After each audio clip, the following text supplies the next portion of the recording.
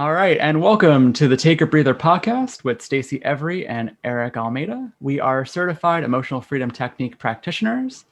And on this podcast, we're going to discuss how EFT can help improve your mental and physical health by bringing in real healing to the body and to the mind.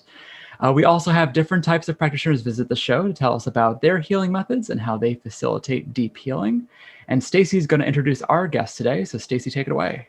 Yes, I am so pleased to introduce Lynn Curry, Traditional Chinese Medical Practitioner who offers acupuncture and Chinese herbal medicine, and she's based in Florence, Massachusetts.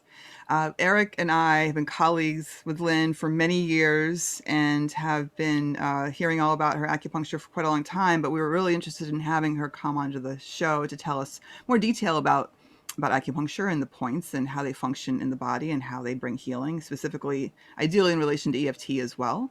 And so I'd just like to turn it over to Lynn to give us an introduction to what acupuncture is and how it functions for our health.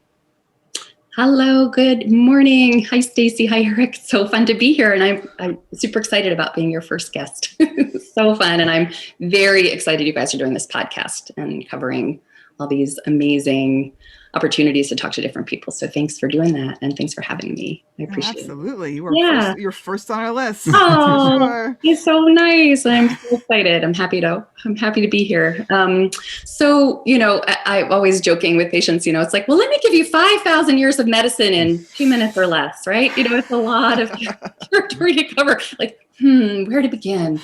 Well, way back in the 5,000 years ago. So, of course we wanted something a little tighter and more concise, but the general idea is that acupuncture and Chinese herbal medicine are part of an ancient system of medicine that has a holistic perspective on the body. And the ancient Chinese medical people discovered a long time ago that there was a flow of energy moving through the body that they termed qi. And this qi is not analogous to any of our physiology components of Western medicine, right? So it's not the nervous system exactly. It's not the circulatory system exactly. The points and channels don't run along the musculoskeletal system exactly.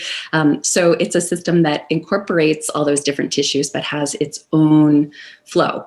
And so many thousands of years ago, philosophers and practitioners of medicine figured out the movements of this flow and also the points of the body where that flow is more accessible to the surface. So the acupuncture points are kind of like little bubbling springs. And in fact, a lot of the points are referenced to water springs and streams and oceans because they're places where that movement of energy is accessible. And so it's accessible to outside of the body via tapping or needles or heat or different kinds of massage and rubbing. And so there's lots of different forms of medicine that have developed over thousands of years to work with the flow of energy in the body and the points in particular. So, when you're using Chinese medicine, you're getting a diagnosis, you're developing a diagnosis that understands how is the qi moving in the body or where is it not moving in the body. So we're asking lots of nitty-gritty, intimate questions so that we can understand how is the qi moving and where are areas where it might be blocked or it might be deficient. And by knowing how all that system works together and how things flow together, we can make a treatment plan that helps that energy become unblocked and move more smoothly in the body. So that's that's like the little tip of the iceberg, but that's the basic idea. And I think the EFT is working with a collection of points that are accessible to the surface of the body and accessible to the client with their own tapping, which is amazing, right? So we have ways of working with that qi where somebody else who understands the whole system, can make treatment strategies using those points and the flow and understanding how things are in the body. And there are also places that are accessible for self-care. So that's pretty amazing. Yeah, so in the EFT world, so we have 10 points that we tap on in the EFT world. And if you don't mind us picking your brain as to, from your perspective, what those specific areas mean with your more in-depth knowledge in acupuncture and Chinese medicine. Yeah.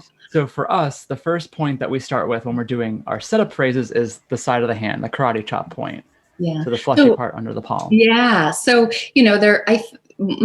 just when I sort of kind of pan back and look at the points, I don't know what how those points all came to be, or, not all of them are specifically points we would necessarily do to treat anxiety if we were doing a medical treatment of anxiety.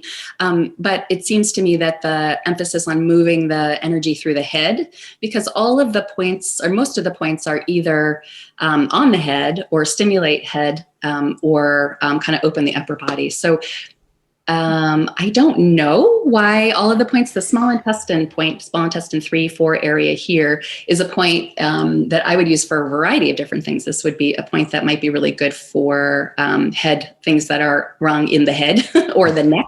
This is like way hot ticket item for, occipital pain and distress. So, what I'm imagining when I sort of look at the collection of points is this kind of opening the yang channels, moving that energy through the brain and through the head, and sort of accessing a lot of that movement where those things may be stuck. So I don't know if that's the strategy, but when I sort of look at that collection, they're not all like, this point's really good for anxiety. It's like, these points are moving energy through the channels that pass through the head. So that's my guess. Well, I'm wondering, I've done a bit of research about it, and I know at least one paper I read sounded like they were, I don't know if this is the original intention or just something they discovered later, is that they're specifically looking to heal the amygdala response in the lizard brain. So the brain stem. So I'm wondering if that's part of the rationale for picking those points. It's a specifically like vagus nerve,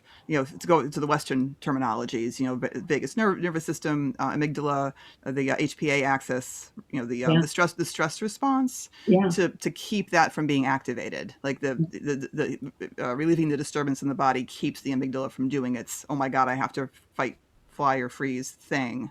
So I'm wondering if that's one of the reasons they selected these particular points. Yeah, right. And so from that perspective, it sort of uses a layer of kind of Western understanding of neurology, right? And how the brain works, and understanding over time that these points had this effect from our Western medical perspective, right? So it may be that particular flow isn't a treatment you would necessarily design from a patient diagnostic perspective, right? It's not a personalized treatment, and the points that are selected aren't oriented to somebody's particular imbalances, right? So that makes more sense that they've understood over time, outside of the Chinese medical understanding, a more kind of neurological understanding of how the points are functioning from brain science, right? So those points may have a flow that they're like, oh, these are all points that have this effect on those systems, right? So not so much a Chinese medicine perspective on those things, but a beautiful fallout from those points, right? If you were using them for other purposes, right? So interestingly, like thinking about this small intestine 3 point, as a neck opener, right? So maybe we're working our kind of way through the head, and kind of around, right? And there is this way that the flow moves kind of from the top and down into the face and into the body, and kind of grounds it back down. I mean, this pericardium point opens up the heart and chest. It's a pericardium point that surrounds the heart. This is a point I would often use for anxiety in particular, because it sort of opens and soothes and calms the mind, heart, which we don't so much separate in Chinese medicine. And for our listeners, the point she's referring to is the inner wrist point, which ironically enough, some EFT practitioners skip over altogether. So, that's really interesting. Yeah, but it is in fact one that we specifically use. So that's really good to know, actually. Yeah. I'm interested too about I was talking to Eric about this earlier, the small intestine points on the side of the hand you were talking about. There seems to be a general agreement among EFT practitioners that they want to using that point is really crucial initially to help the body receive the healing of the process. We do a setup phrase ahead of time. Even though I'm having this issue, I love and respect myself, and that's a distinct effect on the body to set aside whatever resistance it might be having to the healing process and to change to its system. And that point seems to be really effective in creating a healing environment for the body. Right. Interesting to sort of think about them as like gates that open through, right? That that the order has that kind of function or capacity to sort of open the gates to the inner, right? Yeah. So it's interesting to think about it that way. Although in general, the points aren't necessary to go in a certain order, they say, but they do always want you to start with a karate chop point. Right. Interesting. Yeah. Can you tell us more about the other? I'm so fascinated. Can you tell us more about the other points, like the top of the head point? Yeah. So this is by the way, this is a place, a point that has lots of functions. It can both raise the yang energy and bring qi up into the head.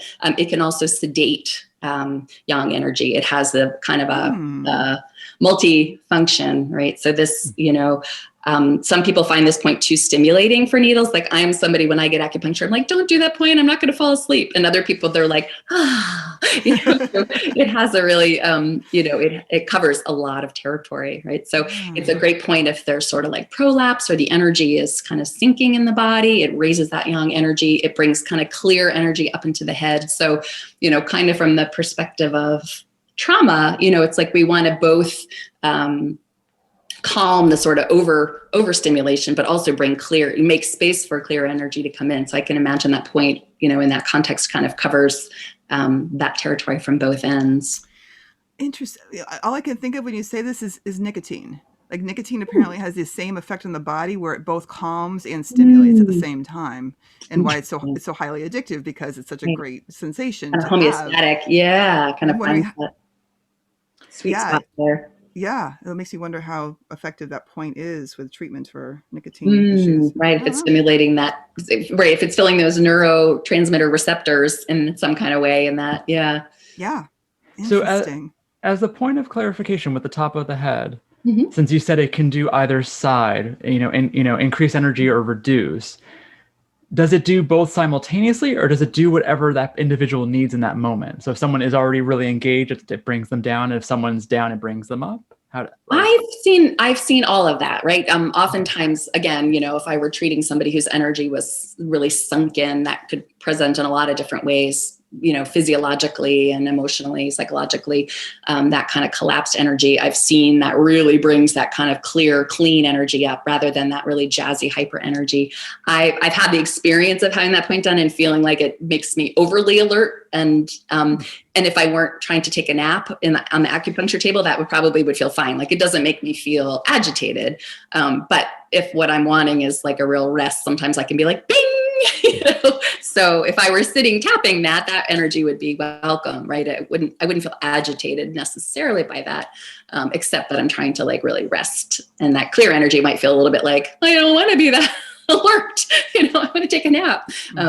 So I've, some people, people often request that point. They're like, oh, do the one on the top. Like there's and some people are really sensitive there, and they're like, oh boy, that feels really vulnerable there. And other people are like, do the top, and I have a lot of people request that point. So it has just a lot of, my sense is that it's mostly homeostatic, meaning it's going to sort of offer whatever the body is needing. So I'd say it's, like my sense is it sort of shifts the ratio, it's like that kind of agitated comes down and the clear mental energy kind of comes up. So, depending on kind of where you are in that, that might feel different in different kinds of ways, but I don't know from a Western physiology perspective how that plays out, but I certainly see that clinically. That's so interesting. So how about these points? So this is the eyebrow point by the eyebrow inside of the eyebrow. Yeah, bladder channel, bladder 2.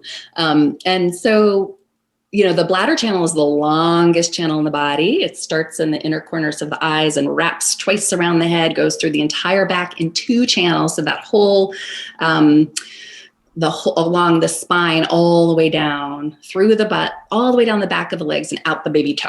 So this bladder channel covers a multitude, and there is a whole, all of the organs are represented in bladder channel points on the back. So you can do a whole treatment for all sorts of organ and channel issues and emotional issues with points just on the back because of the amount of territory they cover. So, mostly we think of the yin channels as being especially juicy for covering lots of territory, but the bladder channel, which is a yang channel, covers a tremendous amount of territory. So, you're working at the top at the top of that, I can imagine the benefits of kind of just covering that much territory with the stimulation there.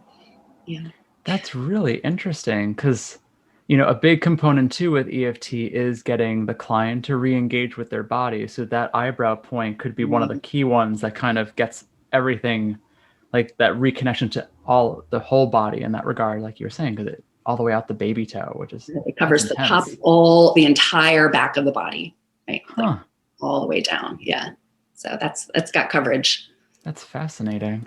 It's interesting too, because this is the point where the fascia joins. So as a body worker, the fascia starts at the eyebrows, and it's a contiguous piece all the way up around the back of the head and down the entire body as well. Right. So the intersecting system is so interesting. Yeah. They knew that a long time ago. Right.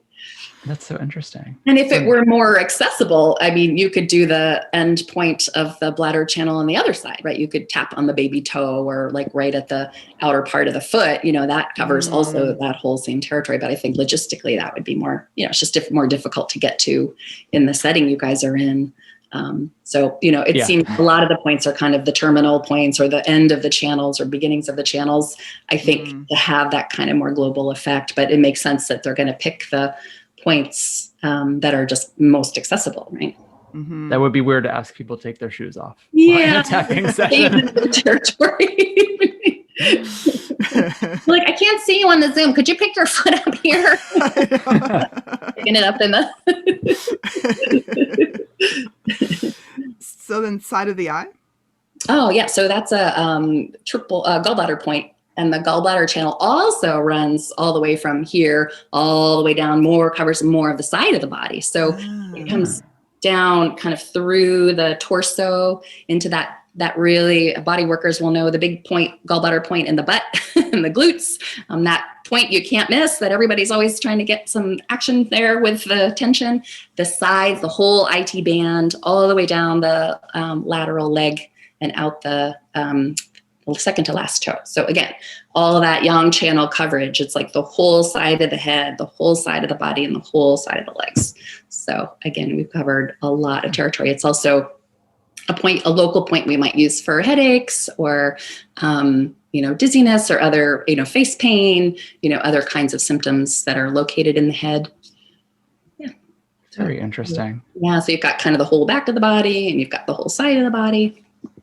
So under the eye, on the eye socket below the pupil. Yeah. So that's the third leg stomach, third leg yang channel. So that's the stomach channel, and that runs through the face and down. It's considered a yang channel, but it's more kind of on the side front of the body rather than the sides, all the way in the sides or back. And that runs all the way through the, kind of lateral front of the body and down all the way down the thighs, all the way down right along the tibialis. And we have lots of kind of heavy hitter points on the stomach channel that are good for chi building throughout the body. Stomach 36 is on the leg, and it's called 3 mile. And it's called 3 mile because if you were running a marathon and you just couldn't go another minute, and you just somebody needled that point for you, you'd be like, okay, I can go 3 more miles. It gives you that last burst because of its incredible tonic quality, really toning the chi. So, these points, if you were needling them, they don't, they're more for local things. They're really great for eyes and for face pain and sinusitis and, problems in the eyes and sinuses. But as a way of stimulating that whole kind of side front of the body and kind of stimulating that stomach channel energies. Yeah. Interesting. Yeah. So this one under the nose, above the lip, I know that if you push on it when you have to sneeze, it takes away the urge to sneeze. It's a nervous system thing, but I'm curious what the acupuncture. Yeah. So this is the conception vessel. Actually, it's the terminal point of the governing vessel, and the kind of conception vessel that runs up the center front of the body meets there. So it's kind of like in the area where the governing vessel, which covers the center of the back all the way across the top. This is a governing vessel point too. And the conception vessel, which starts in the perineum and works its way to the front, and the governing vessel, which starts in that same area and works its way up the back. So they make in Qigong what's called the microcosmic orbit, and the energies, the yin yang energies can have a flow. They have a flow that kind of moves through this territory. And this is kind of the meeting point of the front, that center of the front and the center of the back. It also has the large intestine channel, like the right-sided large intestine channel crosses over and comes to the opposite side of the nose. So you're also kind of covering that large intestine channel as well, which is the upper body yang channel. So like this large intestine 4 is a very commonly known large intestine point for headache and problems in the head and face and sinuses and that kind of stuff. So I'm imagining, in addition to covering the governing vessel from the back and the conception vessel from the front, you're also getting that large intestine channel as it passes through there. That covers a lot of territory with one point. That's so cool. Yeah. Huh. Right. And this is actually really the conception vessel point this is actually kind of the terminal area of that. So this is also the conception vessel. So that's the lower lip one. Yeah, the crease of the chin point. Yeah. Interesting. And then there's the collarbone area. For EFT, I'm not sure. I'm not sure I learned the specific points. I think it might be on the points of the collarbone where they come together. But we generally have people just kind of whack the whole area, the front of the hand, to make sure we cover that whole U area, to make sure the points are activated. But I'm pretty sure that the ones that they're focusing on are the right on the points of the clavicules.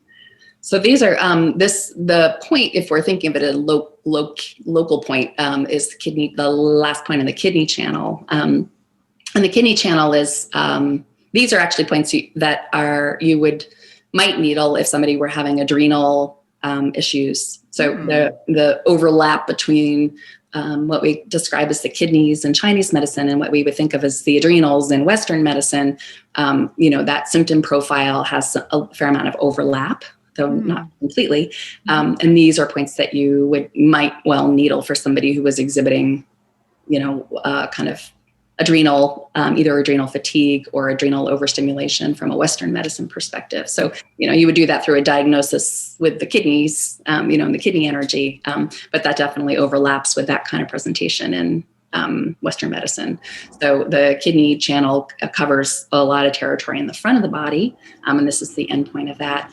And there are points on the kidney channel that cover a lot of territory. The kidneys are kind of the storage of our qi, our prenatal qi, kind of what we arrive with, or what we might think of as our constitution, is kind of housed in the kidneys. And so in terms of our sort of qi and yin and yang and the balance, and the ability to store and utilize energy there, the kidneys are, central in that, or foundational. So so definitely kind of covering the kidney, that major yin channel of the legs.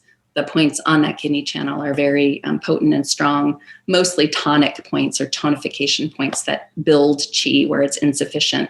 And these points in specific have a, sort of a adrenal support from a Western medicine perspective. So you mentioned, that the collarbone point activates the prenatal qi, the like you said, the constitution that a person was born with. So these aren't necessarily the points I would pick for that function. I'm sort of trying to describe like the kidney channel, the kidney channel in general, the kidney organs. So I think my sense of the, tapping points are, we're not always tapping the points that are like the best one for X, Y, and Z, right? We're sort of giving hey, kidneys, how's it going, governing vessel? We get there. Small intestine. We're offering sort of a general check-in, or like, hey, wake up, let's go. Let's make sure we're all talking to each other here, rather than it does not treatment focused. So, so I say that just as a way of kind of describing kidney, kind of the kidney's larger function. Which is so interesting because, in fact, again, in my modality, Western medicine is very focused on the kidneys, the adrenals, rather than the adrenal kidney system. But it's interesting. I didn't know that the quality of the kidneys is new information to me. It's interesting that I would just just the perspective of thinking of the whole system rather than just the endocrine system or just that slice of organ, and for why people are so often surprised by the health they get from acupuncture, because it's not working on just one specific. We're so used to thinking in terms of pieces and parts. You have adrenal fatigue, so we'll think about the adrenals rather than thinking about the kidney system that includes the adrenals as well. Interesting. And then the last point would be the under the arm point. Do you guys still do a sternum point or no? We don't. I know it's some people use it. We tend not to use it in our modality. But if you have something to say about it, I'd love to hear. No, I mean, this is a point that is also on the conception vessel that runs up the front, and this is a kind of a heart calming kind of point. And some people, there's a whole kind of diagnostic pattern of people who kind of hold their hands on their heart, right? You've been in a conversation with anybody and they're kind of talking to you and they've got their like hand resting there, right? Some people just intuitively like that grounding there. So it's it is a heart grounding and supportive point that kind of covers the emotional territory of the heart too. So, but I think you've covered a fair amount you've got your conception vessel covered elsewhere. So it may be redundant in terms of the flow. Yeah. Mm-hmm. Mm-hmm. Interesting. So then, you've got the spleen point, right? The last point is the one under the armpit. Mm-hmm. Yep. On the rib cage, the terminal point on the spleen channel. And the spleen is sort of the,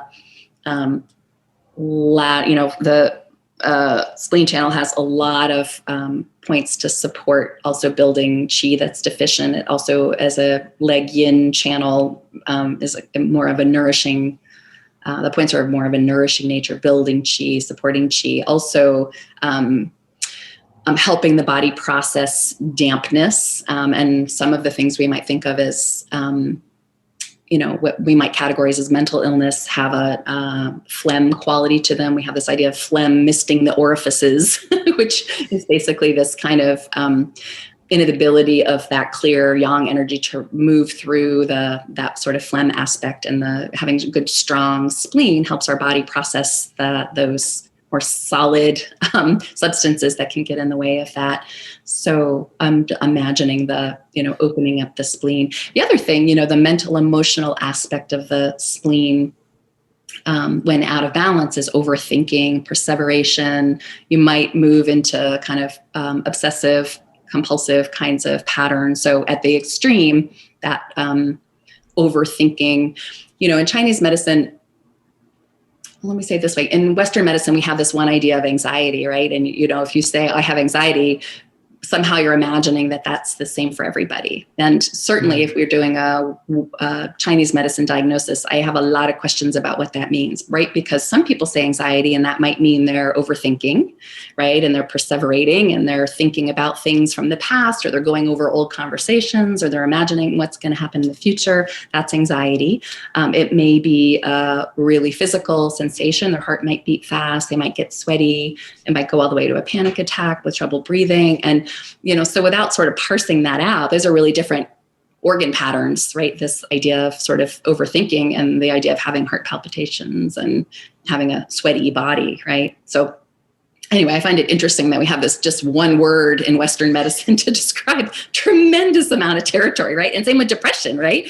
I mean, I'm always thinking about, well, what does that mean?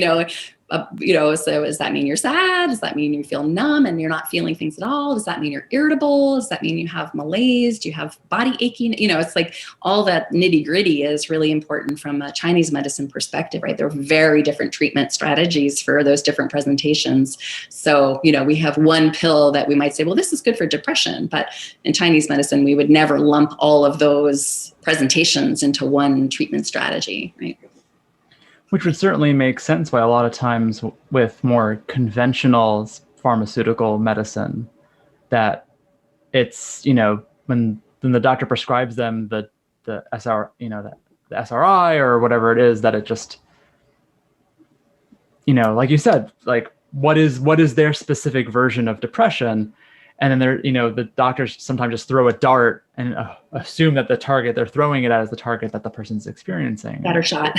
Yeah. Territory, yeah. And why they have to try different types of medications to see what actually is effective, since it's a different source for each person's depression. Yeah. That's so fascinating. So Yeah. so that under the arm point is, like you were saying, it's like the almost like the breaking up of the phlegm. It's kind of the stuff that started to cake on over the years, that it's actually kind of like breaking that apart a little bit and helping to dismantle that, like you said, those obsessive thoughts or just the repetitive pattern. That's really interesting. And, and the spleen is the digestive system. So it's also literally the ability to sort of take in, digest, and move things on to the next thing, right? And if that's impaired from a physiological perspective, when you eat, it's very hard to get the nourishment out of it, right? And people with spleen imbalances often literally have a hard time nourishing themselves, right? Taking in nourishment and being able to fully process the nourishment and turn that into chi for function. And so that pattern certainly happens emotionally as well, like that, the overfull, or, can't take in anymore. That pattern shows up a lot of times, or, craving and needing a lot of sugar, or, which is the flavor that impacts the spleen most, and yet not able to kind of really process and get what we need out of that. So that emotional pattern is, has lots of juiciness, right? And that's super interesting, because one of the things that we were taught as like a physiological clue that energy is moving in a person is if they burp. So that would actually make sense, that the side under the arm point could be actually the actual digestive system is being more energized for it to actually digest, and then thus they burp or they belch. Yeah, that energy's moving in there. That's great. Yeah, it's fun to look for that kind of thing, right? Or often, right, you probably see this a lot, where people will yawn, right? There's that. Yes. That thing that moves the chi, the yawning really moves the chi, or crying, all these other ways. Our physiology literally lets the tissue express those things out. Sighing, you might see that a lot too, like that pattern where people, take a deep breath, or they may have kind of a repetitive sighing pattern, right? The sighing is even more interesting, because it's I've certainly noticed with my clients that as we're doing rounds of tapping, if they have that moment where they have the right. that round, it's almost like that round, you can conclude the round, right? Because like whatever was being worked on finally kind of moved out in a way. At least for me, I've noticed that. How about you, Stacy? Absolutely. In fact, and I'm not sure why I didn't process, like, it's so nice to have the whole picture put together, Lynn, like this, that our body, it's our physiology, and it's our physiology, which includes all the systems. It's processing something and then having that moment of like the release of not to be too, like any excretion, right? Like we're right, like we process it, and then we let it go, and it's like just like we would with food through the excretory system. We're just, but instead by burping or sighing, or there's the lungs process as the I've had clients sneeze or laugh along with the crying, and I often tell them specifically, like, they'll say, I'm sorry if I cry, like. We have such a it's like, yay! I know. Well, culturally, it's people find it shameful to to let tears out, and most people don't understand it as being a physiological response. That's not.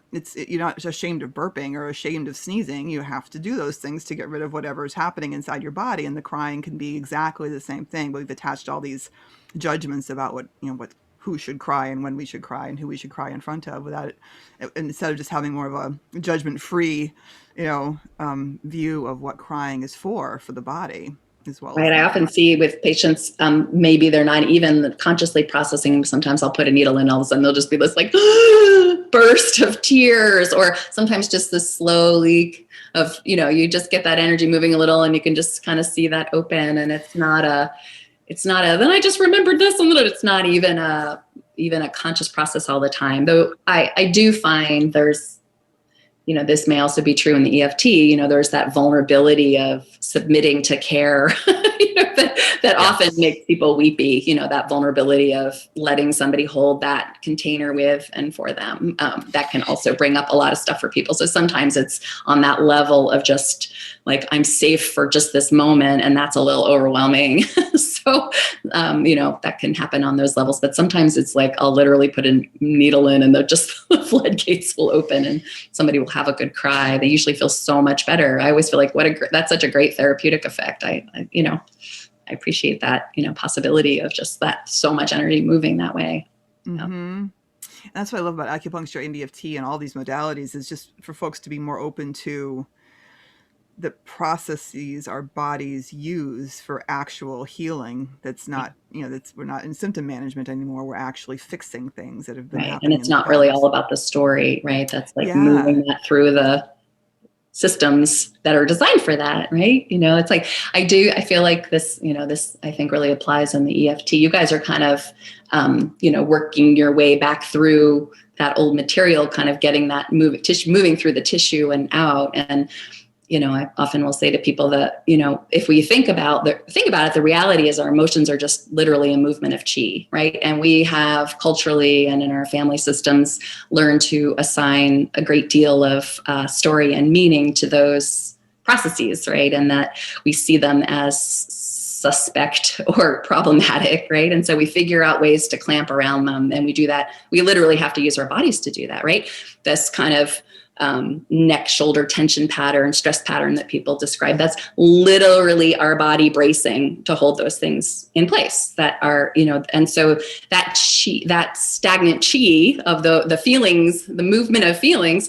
I one time read, I can't quote where this is from, so I'm going to just say it as a to be verified fact, but that the reality is an unmoved feeling lasts about 90 seconds. I mean, an unstifled feeling lasts about 90 seconds, right? And I just use that as such an amazing thought. Like literally, if we allow ourselves to feel a feeling that's present, that arrives without stopping it or intervening or getting in the way, 90 seconds, and the not feeling that, lasts a lifetime, right? Until we find other ways to get it back out. So, the practice in real time as we're healing is to be able to experience those things, not put them in the bag, right? To be dealt with later, right? Like if we literally can be like, wow, I am so sad. And I could just let myself feel sad for a minute and a half, maybe two, like then it doesn't go in the bag, right? So I think that if we think about feelings, emotions, they are energetic signals. That's our energetic signaling system. This is like how the body works to move energy through when something arises, and that we don't have any strategies for that, and built into our culture, built into our relationships, means that those things, our body in its incredible wisdom and power has figured out ways to handle that. It's created all of these other systems to handle that, right? The cultural and familial inability or unwillingness or unsafety of expressing those feelings. The body's like, okay, I got this, right? It's doing an amazing job of keeping you alive, right? You're faced with fear. You have no safety to express that. Your body's like, well, all right, we're going to just tuck that over here and you just keep going, right? Like it's so smart, so smart. So I'm in awe of our capacity, our physiological, energetic capacity to keep moving, right? Like that's our body doing its best job. So I really appreciate that, and I think that perspective can help us find some gentleness, with the process, right? Like this is your body doing an awesome job. Like this crap that's coming up right now is like your body is killing it, right? This is so awesome what your body has been able to do to keep you alive. So I think people often feel like, well, I shouldn't feel this way, or it's too much, it's too, all of those things that we feel so uncomfortable. And I think that, if we have the perspective of like, wow, I didn't have any other system for handling this, and my body took the hit, my body did the job, which is its nature. So, and I think when we develop these new techniques and strategies, the EFT, finding other ways to move that energy or to process the stuck energy that's in our bodies and in our emotional bodies, making a new habit of how to keep that energy moving, right? How to deal with those things in real time. Yeah, because it's almost, from my perspective, it's almost like, with acupuncture and with the EFT, it's like you said, our bodies have done this miraculous thing to keep us going through life, but we can't just keep shoving everything into our bodies for it to hold forever. So with acupuncture and EFT, you're emptying out those old bags and then actually retraining the person, like you said, to experience the emotion live. Right. It goes in, it goes out, and then you're done. And there's nothing that lingers. And that our natural position is to do that, but that for whatever reason, our past taught us to do it, to suppress it, to hold it back, whether it was societal, whether it was from parents, whether it was just purely situational, like you're in a situation of true danger. And it's like, I can't be scared right now because this lion's going to kill me. I need to run. And it's like, I'll be scared when I get away, if I get away. So that's so interesting that like, we're kind of like, we have this beautiful gift that our bodies can do to kind of hold on to this, to keep us going in the moments, but that we do have to take that time to unpack when things are safe. The thing that's so interesting too about the physiology is like, actually, if you're afraid and you run, you've actually done the thing that the system's designed for. Like, you don't store that trauma, right? I mean, that's the thing that's so amazing. Like that is the full expression of that system, right? To like respond in a physical way to a traumatic situation. Like, that's your body doing exactly what it's designed to do. But in our current society, we receive all sorts of things as lions, right? And yet we know there's nowhere to run and there's no one to fight and there's no place to flee, right? And so we devise all these other ways. Animals who are being chased and who run and who get to safety, they don't store trauma, right? That's the system, right? That is what our adrenals are designed to do, right? So it's that we don't actually have those somatic opportunities, right? To ways of kind of expressing through our physiology, our emotional experiences, because we see them as our mind. We see them as separate from our body, right? And one of the gifts of Chinese medicine is that there's never anywhere in the medicine a separation. So if we're doing an intake or a health history with someone, the weight we would give how often you pee at night and, what's your appetite like? And have you ever had an injury? And what's your emotional habit pattern? What's your comfort with being angry? Or, how's your sleep? Those things are all happening at the same level of sort of importance and relevance and interconnectedness. So having a system that doesn't ever separate them out lets us really understand, all the different ways flow is happening and ways that flow isn't happening. And, I think the challenge that we've been in with sort of Western thinking is that, right, you go to your doctor, they check you out physically, you have all these symptoms, they say, we can't find anything, so it's in your mind, right? You're depressed, you're anxious, and somehow that's somehow a different thing than your body, right? Somehow that's not your body. Whatever you're experiencing doesn't show up on my test, so it's not your body, right? Like, what a mind fuck for lack of better. I think, yeah. Well, I was just thinking how, and you really consolidated this for me, like what a perfect storm Western society has become in creating trauma, honestly. So, we've got this fear of expressing emotions, like the emotions are shameful and need to be suppressed. And then there's the primary value placed on the intellect. The mind is we have a very distinct hierarchy culturally, and being intellectual and being logical and free of emotions is considered superior. And then there's like a general distaste of the body. Like, people are like uncomfortable in their own bodies, and even there's a certain amount of, and there's so much, there's body image problems with culturally speaking, and messages that we learn about our bodies and what's whether they're gross or uncomfortable or whatever. General suspiciousness of our functions. Yeah. So right. Like, everything is just bringing us right up into our heads with like no connection to our hearts or our bodies. And we wonder why we get sick. And then there's no language to even talk about why we are sick, because we've decided that they don't matter, or that they aren't, worth thinking about, or that they should be, they should fall in line to the intellect. Everything else should just get in line behind my brain. Nothing else is as important. And that's what I think is the renaissance of health right now, is the rediscovering the at least three pieces, body, heart, mind, that actually are all equal to each other and interact with each other and heal each other in this beautiful way, as long as we allow that to happen. Yeah, I'm always sort of saying, and I think this, thinking about this from the EFT perspective, that, it's like we can walk in any of those doors, right, for healing. It's like for me, it's always like, well, what's the movable piece right now, right? And they're not separate, but it's like, where are we going to get the most, where's the door just a little bit open, right? For some people, like in your experience as a massage therapist, like just having the experience of presence in their body and, safe and, supportive touch can, open the door to that whole world, right? And that may not be talking at all, right? Or having a deep and meaningful connected conversation about a story or a past, walking in the door of the mind. For some people, they're not going to be able to move that at all unless they're able to sort of leverage their big smart brain on behalf, right? So that, for many people in our culture, that door is like the most open, right? So like, oh, great, we're going to walk in that door, and for other people, there's that kind of energetic quality or their willingness to kind of re-inhabit their bodies without having to tell the story, and prefer not to have to engage their mind for that. And that's going to feel a lot safer. So, the modalities that sort of let people show up right where they are, right? Like where you are right now is where the opening it will present itself. So, I think that, the EFT kind of covers that, all those different possibilities, right? Somebody could feel the need to kind of say, I just need to say this thing out loud I've never said, or people may just need to be quiet and to just kind of starting to feel the movement of that energy in their body, or they may just need to have a really good cry or a big sigh or a big belch. And, so it affords that,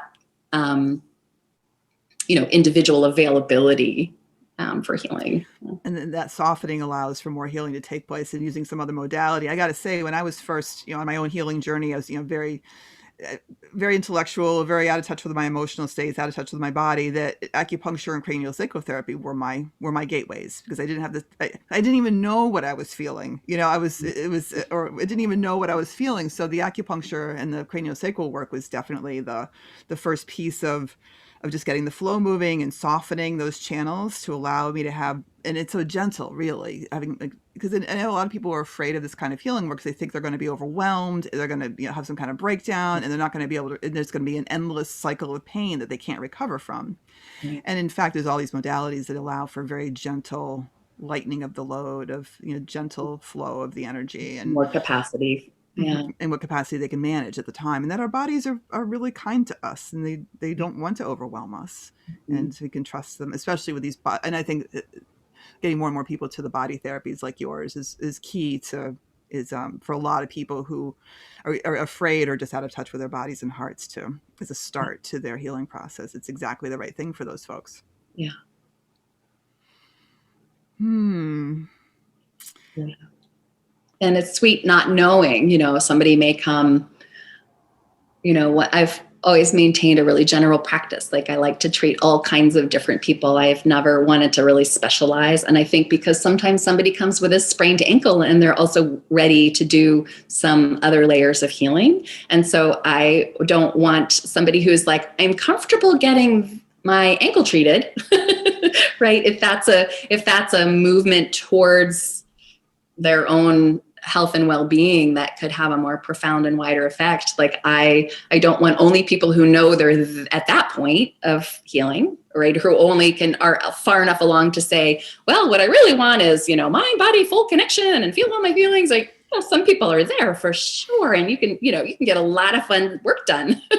Somebody's in that space. I love to show up in that space and work in that container with people. I love that. And, so many times it's been folks who don't have any idea, what they need, or that they're in need of sort of more access to more parts of themselves. And so they come in they come into my door with the thing that they are ready to have attention on. And sometimes that's it. And then they go on their way, and that's what they needed. And sometimes that ankle injury or that, accident that happened is the thing that allows or creates the opportunity to expand. So, I when I imagine sort of being like, well, I'm only going to work with these kind of things, I think, well, that's not the door everybody comes in. That's not the way everybody arrives. So that's just my personal, that's what works for me. And I think there's, certainly plenty of good reasons to specialize, but I adore the part where somebody who didn't know that that's what they were needing gets a little bit of that, and that moves a little bit or a lot for someone. And I love being in that space with people, And it's such a perfect educational moment. I mean, really, you don't really learn something until you do it yourself, right? So someone can tell you, oh, if you go to acupuncture, you can get physical and emotional healing. And in Western culture, how many people raise their eyebrows and say, what? I mean, my own experience, even I was even shocked, and I've gone to Lynn for acupuncture myself, and for a variety of reasons. And I had some like liver system damage from having twins, and I was having symptoms as a result. So I know you were treating me for that. And I was having trouble with a certain person in my life who I was very angry with, and having like a lot of struggle. And I had a treatment from you. And like 2 days later, I said, I have to call this person and this is stupid. I've been mad at them for so long. And why am I holding this grudge? And this is just ridiculous. So I called them to make contact. And when I saw you next, I told you the story. And I remember you saying, well, yeah, the liver system is about holding anger. So, the anger was healed along with the liver system that was, struggling from the, like, what? No way. That can happen. You can heal my anger through my liver system without me having to talk about it or fret or worry or be angry. It's just my body received healing, and so did my emotional state healed right along with it. And after I've been in this, I've been looking at healing modalities for years, and it was still such a revelation and a bit of a shock to have such a profound emotional shift from needles. Right. Without a single word of conversation about the situation that I was having. So yeah, so as you say, the opportunity, and so for people to come to acupuncture, and that's the best. It's such a great way to find out. Oh, this heals me. The body. It's not just the mind separate from the body, separate from the heart. It's actually all one thing, and I can get healing through my body. And it just opens a world of possibilities for really healing the things that have been troubling us for so long through these points. It's just fabulous.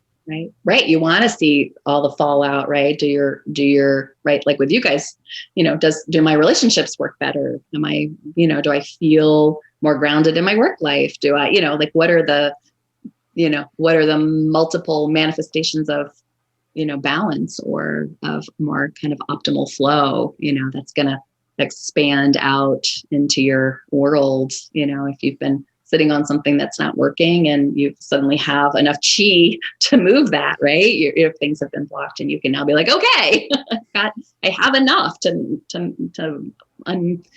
manifest whatever's next in my world, because I have my chi is there now in that space. Yeah. Mm-hmm. So for your clients, Lynn, the people who end up coming in through the door, do they lean more towards they're looking for physical health and well-being, or are they leaning more towards mental health and well-being? Like if you had to it's really, really all of that. I think, maybe because I'm in practice almost 25 years. And so I would say most people who come to see me are being referred by somebody I've helped, or the practitioner of people that I've helped. So maybe that's kind of a developmental aspect of being in practice a long time. There are definitely people who want the whole enchilada. They sort of know that acupuncture can be helpful with the place those things all come together, that special little spot where it kind of all comes together. And some people have just heard that I've helped other people with that, that kind of that space. So I certainly see more people that are interested in kind of emotional healing or sort of those layers, than I would have, when I was in practice for 5 years, right? I think that door maybe that's also true, just that that it's also 25 years later and more people know, right? That's also possible. But sure, still people come like, I've got a boo-boo and I need help, So, I would say it's still really the whole range, though I would say ratio wise at this phase of practice, there are more people available interested in seeking, that whole perspective that includes their mental, emotional well-being and how those imbalances are showing up in their lives in all kinds of ways. Awesome.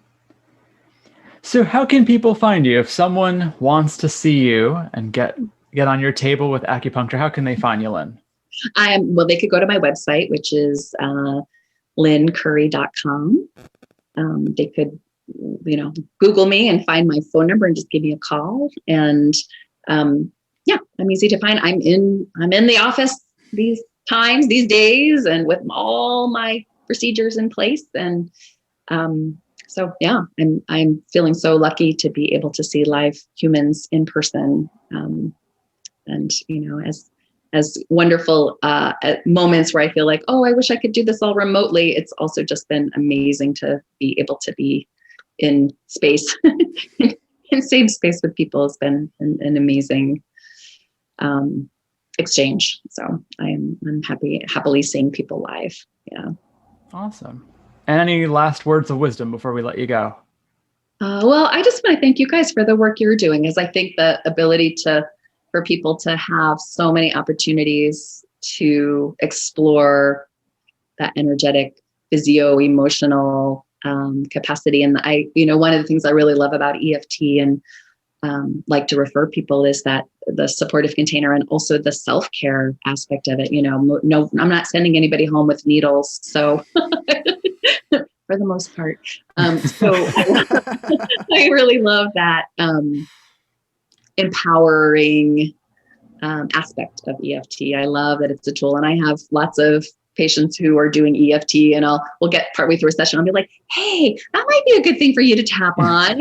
So I love when when somebody's in it, they sort of know. And they're like, "Oh yeah," So I love, I love that kind of self-care, emerging kind of self-care practice of the EFT. And so I love how that, those people having that tool in their tool belt and their box for their own self-care is priceless. So I really appreciate the work you're doing to help, people heal, to help that and people get a deeper physiological understanding of the mind-body connection, and to have a tool that can serve them for a lifetime. I think that's just magic. So I'm so excited you guys are doing this, and I love that you're talking about it and you're getting the good word out and spreading the love. And I hope you guys will have many beautiful opportunities to help people, and so people are lucky to have you both. Oh, well, thank you. That's so sweet of you to say. Thank you. Right back at you. Thank you. So yes, if any of our listeners are anywhere near Florence, Massachusetts, and they'd like to get on Lynn's table, definitely check her out. We'll put her website and her contact information into the show notes. Thank you so much, Lynn. We loved having you as our first guest, and hopefully thank you so I much. Wouldn't be surprised if we pick your brain again sometime in the future. I'm not going anywhere. I'm not traveling. Call me anytime. I imagine there's a couple more things we could maybe talk about. Oh, I'm sure. There's a 5,000 years of medicine. Ooh, we're not even past the first, millennia. All right. Well, thanks again. And listeners, thanks so much for listening to the Take a Breather podcast. And we'll talk to all of you guys again next week.